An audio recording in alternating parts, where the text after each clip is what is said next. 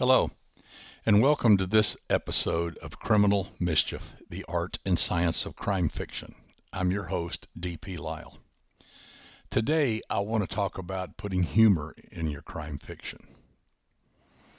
Is there a place for it? If so, how do you do it? What are some examples of how this works or doesn't work? Now, crime fiction invariably deals with dark and serious matters. There's crimes involved. Dead bodies will do that to you.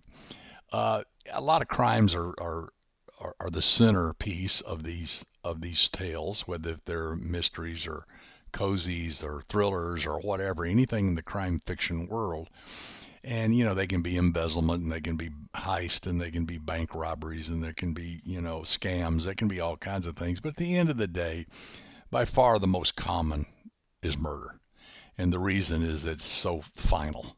And the finality of it makes it the most heinous crime, and therefore the stakes are higher, and therefore there's more suspense and more danger in the story, if the body count rises.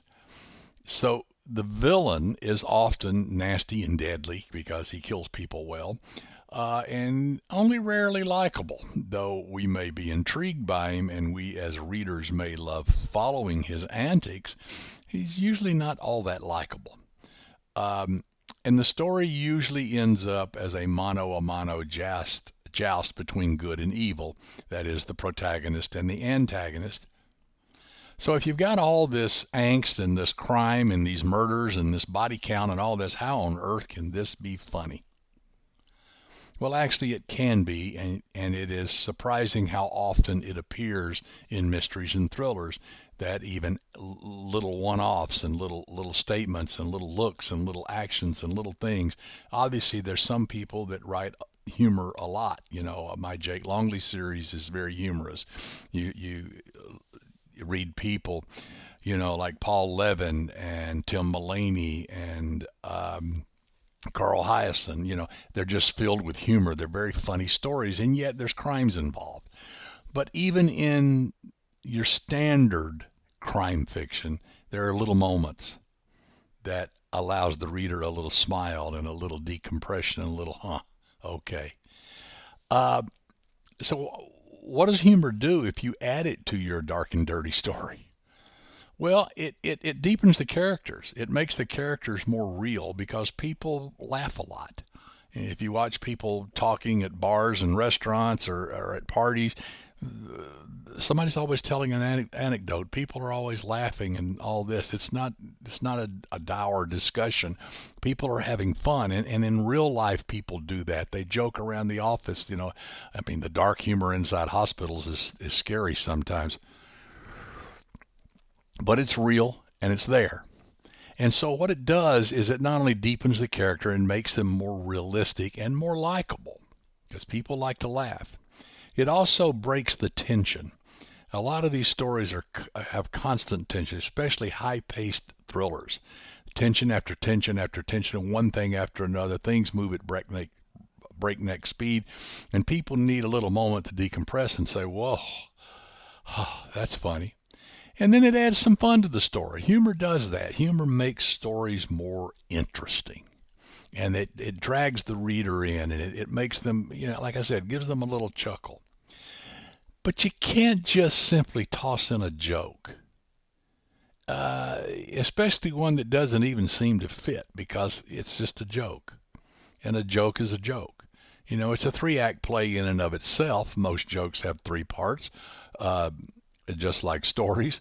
But it's freestanding, and it doesn't fit. And so you be careful about that.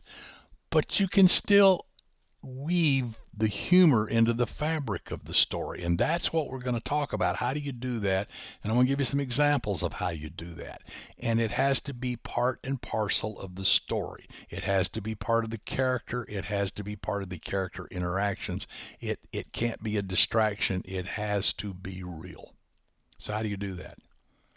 Well, the sad truth is, I've been asked this question: if you're not a funny person, can you write humor? Sadly, the answer is probably no. If you try to, then it sounds forced because, well, you're not funny. Okay, now everybody thinks they're funny at some time or another, and it often gets them in trouble. Lord knows my old grammar school was that way. I thought I was hysterical. The teacher thought otherwise. That's why I spent so much time in the principal's office. But the point is you have to have a quirky take on life. You have to look at things differently. You have to see humor in everything, and the more you do that, the better equipped you are to add humor to your fiction. But it still doesn't mean you can't do it. It just, you have to work at it a little bit more. So what are some of the ways you can do that? Well, you can create funny characters. You know, the world is full of funny characters, and they're out there, and you've created characters that are humorous in your writings, I'm sure. And so you can create characters that are just basically funny. They have quirks. They have a method of speaking. They have a method of acting, maybe a method of dressing. I remember Ignatius and Confederacy of Dunces. You laugh out loud at this clown. But and fiction is filled with these kinds of people. So you see it. And a very important point is that comedy is situational.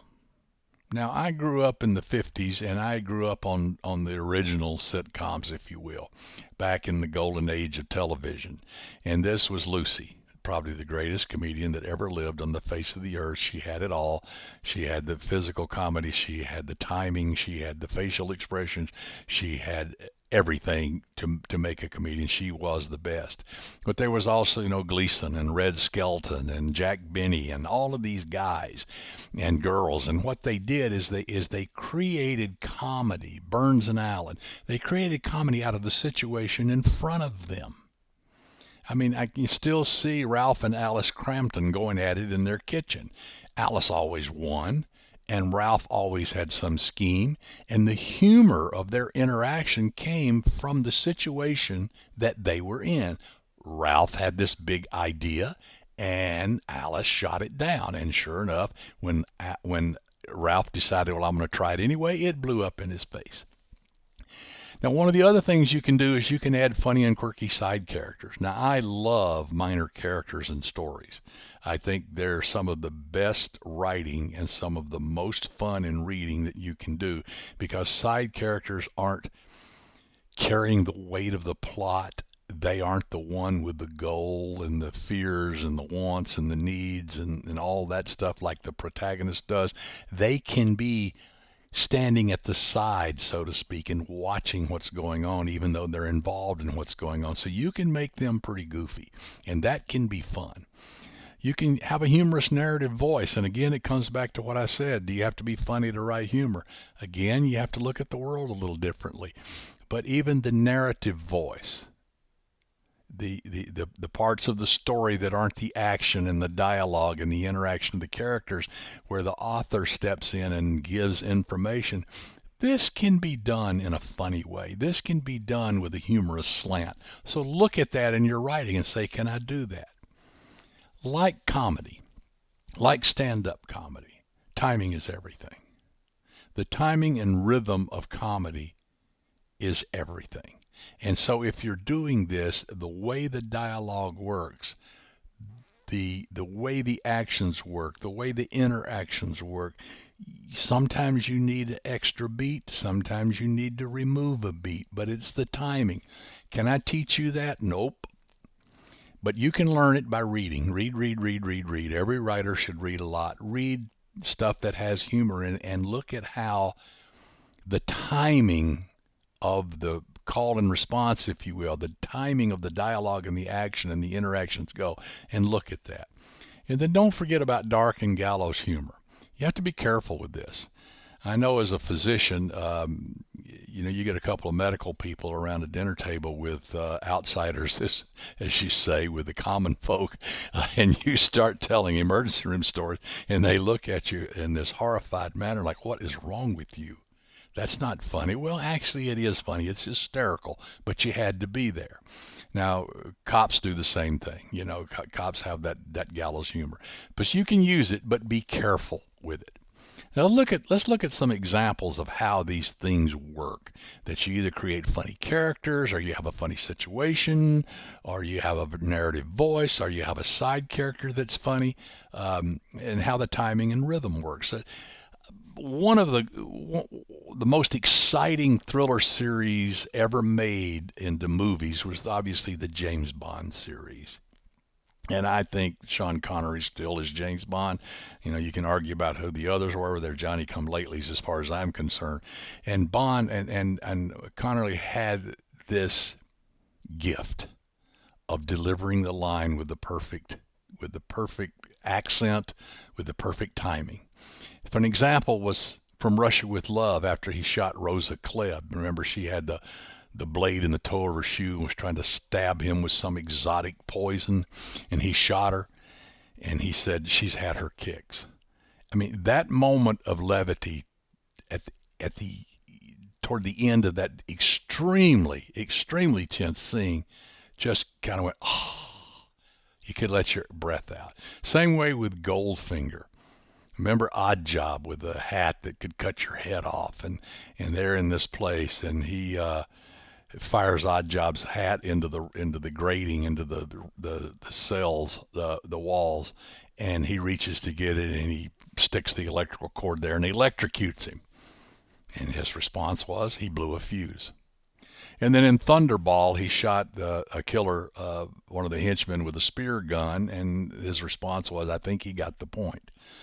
And the point is that when you add these little quips like this and you add humor, it relieves the tension. It lets the viewer or the reader know, oh, I can take a breath now. You know, this is finally over with. Well, it may not be over with, but at least for a moment.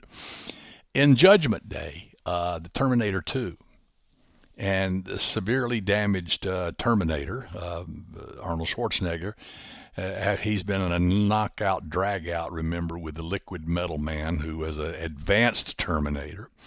And he finally melted the guy down, and he looked up and said, I need a vacation. I mean, a great moment of humor in that. In Fletch, a man in a black suit said, we're CIA, and Fletch asked, how do you spell that? I mean, don't you love that? And the point is that this was more humorous, but it was a mystery thriller type story.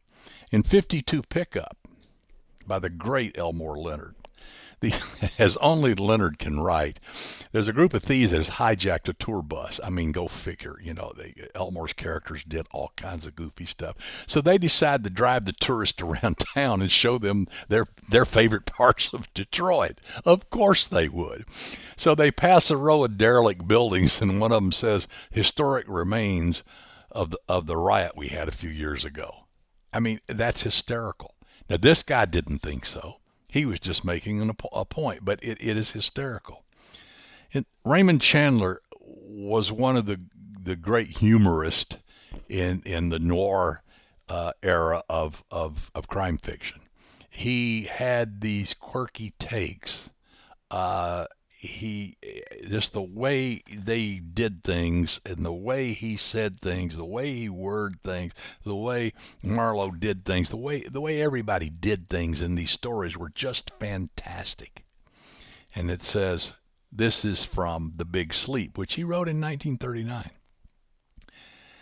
It was about 11 o'clock in the morning, mid-October, with the sun not shining and a look of hard, wet rain in the clearness of the foothills. I was wearing my powder blue suit with a dark blue shirt, tie, and a display handkerchief, black brogues, black wool socks with dark blue clocks on them. I was neat, clean, shaved, and sober, and I didn't care who knew it. I was everything the well-dressed private detective ought to be. I was calling on $4 million. Wow. I mean, you know, this story's rolling along and he throws in a line like that. I was calling on $4 million. You get the picture, you see it, you feel it. And that little moment of humor is it makes that scene. Otherwise, it's a lot of description and it's a lot of stuff that was pretty cool in itself. I like the fact that he said, and I didn't care who knew it. That's where the humor starts. I mentioned Paul Levin earlier. He's one of the great comedic writers, and in his book Bum Deal, he wrote this: when my cell phone rang, I figured someone was dead. Nah, I don't have ESP. I have caller ID. State Attorney Raymond Penchner on the line. That could mean several things, many involving a corpse. Maybe a client of mine, out on bail, was machine gunning tourists in the Fontainebleau lobby. That was one of my recurring nightmares. So we're getting ready to launch into this murder mystery, and he's getting ready to be hauled into it, and so this thought of a tourist machine gunning, a guy machine gunning tourist, one of his clients, pops into his head. In my book A-List, Jake Longley is the second Jake Longley book, and he and Nicole have ended up down in New Orleans trying to solve a murder. And Jake, this is from Jake's point of view, of course. If I had been a believer, the gypsy woman would have spooked me. I mean, bones, for Christ's sake. I still wondered if they were human. Surely not. But then again, this was the Big Easy, a place where voodoo and ghosts and a bunch of other crazy shit were commonplace. Ever walk through a New Orleans cemetery? There are a bunch of them, and each even spookier than the gypsy lady and all of her skeletal remains. If ghosts were real, these walled-off burial grounds would be a major hangout for them, late-night post-mortem dance clubs. And as opposed to being 6 feet under, I suspected all those above-ground crypts would be easier to escape from. Eerie even in the daylight. If you visited after sunset, you pretty much deserved whatever happened. I had done that exactly once. Once. Never again. I'm going to give you one more example, and we'll wrap this up. And this is from my book, Deep Six, which is the first Jake book. And there's a critical moment in the story where Jake has to jump off a 100-foot yacht into the middle of the Gulf of Mexico at night. It's a convoluted story, and he's got to do this to save his life. And so it goes kind of like this. The swells had increased to the point that even a ship the size of the Sea Witch rose and fell and wobbled its gyrations now to our benefit. Not that it would make swimming any easier, but it would make hitting us with handguns fired from the deck nearly impossible. That was the hope, anyway. I briefly wondered if Zuma and Boyd spent much time at the firing range. Then there's a little break. Then I was gone. The leap was perfect, over the stern railing, far out over the water and beyond the props that sliced and diced the Gulf into a churning wake. I immediately curled into a knot, my arms yanking my knees as tightly against my chest as possible. Perfect in every way. As I seemed to hover in midair, I realized the first of my miscalculations. The drop seemed to take forever. For some odd reason, I flashed on a physics class I took during college. Why I had signed up for it remains a mystery, but I think I thought it would be interesting, even fun. It was neither. It was hard. I didn't grasp most of it, and, shock of all shocks, I didn't do well. What I did remember, right now as I plummeted toward the water, was that some egghead had worked out a formula for the acceleration of falling bodies. The falling body in question here was me. I didn't remember the formula on the final exam, and damn sure didn't recall it here, but I did remember that crazy speeds were achieved very quickly. The result was that I hit the water hard. It felt like concrete. My breath escaped in a harsh whoosh, and then I was underwater, lungs empty, nose filled with seawater. That's when Mr. Panic introduced himself.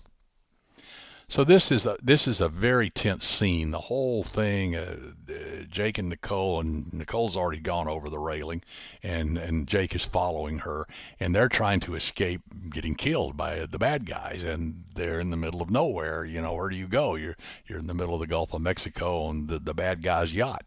So you do what you can. You hit the water and pray.